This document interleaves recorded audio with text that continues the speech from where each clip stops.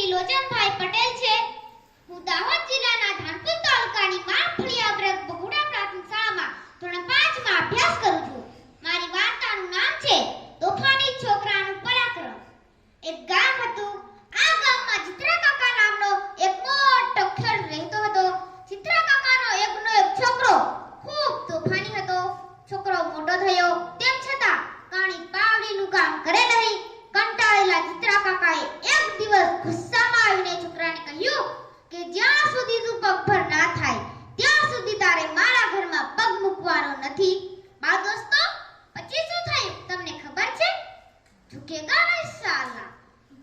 પિતા દ્વારા મળેલા ઠપકાથી છોકરો તો નિશાને ઘરેથી નીકળી ગયો. એ તો ચાલતો જાય અને ગીત ગાતો જાય.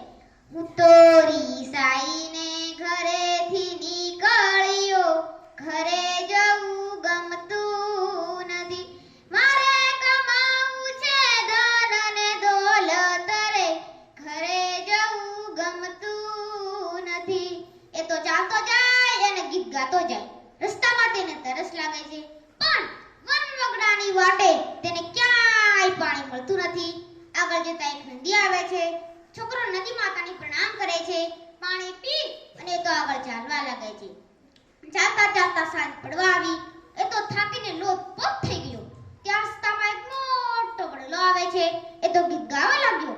ગીત સાંભળી અને વડદાદા અને તેના ઉપર રહેતા તમામ પંખીઓ ખુશીથી નાચવા લાગ્યા. વડલા નીચે રાતવાસો કરવા માટે પંખીઓ છોકરાને વિનંતી કરે છે. છોકરો ત્યાં રાતવાસો કરે છે.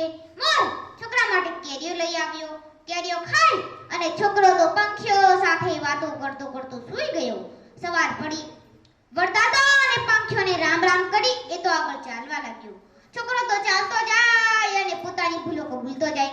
પોતાની ભૂલો કબૂલતો જાય અને મનોમન પસ્તાતો જાય. આગળ જતા એક મોટું જંગલ આવ્યું. પેટમાં ભૂલા બોલતા હતા. એ તો ગીત ગાવા લાગ્યો. ગીત સાંભળીને જંગલના તમામ પ્રાણીઓ છોકરા માટે જુદા જુદા ફળ લઈને આવે છે. જાંબુવારમાં આવેલા એક મોટા જાંબુના ઝાડ નીચે રાતવાસો કરવા માટે વાઘ છોકરાને સૂચના કરે છે. સવાર થઈ. છોકરો જાગ્યો. ઉપર દેખે છે તો મોટા મોટા કાળા જાંબુ. તેના મોઢામાં પાણી આવી ગયું. જાંબુના ઝાડ પરથી ફટાફટ જાંબુ તોડીને ઉપરાપરી 3 જાંબુ ખાઈ ગયો. બાળ દોસ્તો, પછી શું થયું તમને ખબર છે? થોડી વારમાં તેનું નાક 3 હાથ જેવું લાંબુ થઈ ગયું. છોકરો તો ચિંતામાં પડી ગયો. એ તો જોર જોરથી રડવા લાગ્યો. થોડી વારમાં એક ઝાડ ઉપરથી 3 પાન તોડી અને નોળિયો છોકરાને આપે છે. 3 પાન ખાધા પછી છોકરાનું નાક ધીરે ધીરે નાનું થઈ ગયું. છોકરો તો આનંદમાં આવીને નાચવા લાગ્યો. તેને ધન દોલતમાંનો ઉપાય મળી ગયો. છોકરાએ એક થાળીમાં જાંબુ ભર્યા અને બીજી થાળીમાં પેલા ઝાડના પાન ભર્યા અને પોતાના ગામ તરફ પાછો વળ્યો. વેશપાલનો કરીને છાપડીમાં જાંબુ ભરી અને તો રાજમહેલની આસપાસ જઈને જોર જોરથી બૂમો પાડે છે. જાંબુ લઈ લો જાંબુ, કાળા ભમ જાંબુ, મીઠા મીઠા જાંબુ. અવાજ સાંભળીને રાજકુમારીએ તેને રાજમહેલમાં બોલાવ્યો.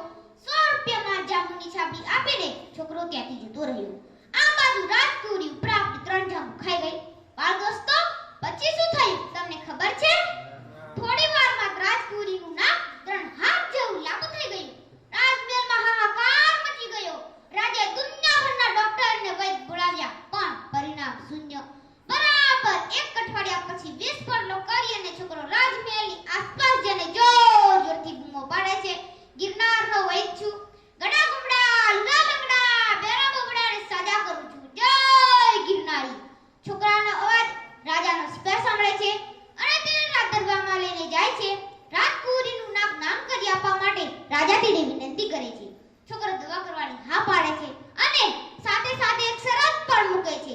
જો રાજકુમારીનું નાક નાનું થઈ ગયું તો હું તેની સાથે લગ્ન કરીશ અને તમારા રાજનો મને રાજા બનાવવો પડે. રાજાએ શરત કબૂલ કરી. વૈદ્ય બનીને આવેલ છોકરાએ તેની થેલીમાંથી 3 પાન કાઢી અને રાજકુમારીને ખવડાવ્યા. ધીરે ધીરે નાક નાનું થઈ ગયું. બાળ દોસ્તો, શરત મુજબ રાજા તેની દીકરીના લગ્ન કરી આપે છે અને આખું રાજપાટ આપી દે છે.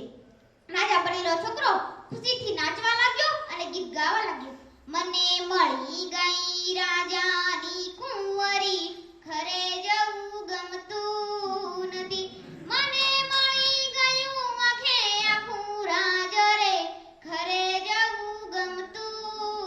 નથી. રાજા બનેલા છોકરાએ પોતાના માતા પિતાને રાજમહેલમાં રહેવા માટે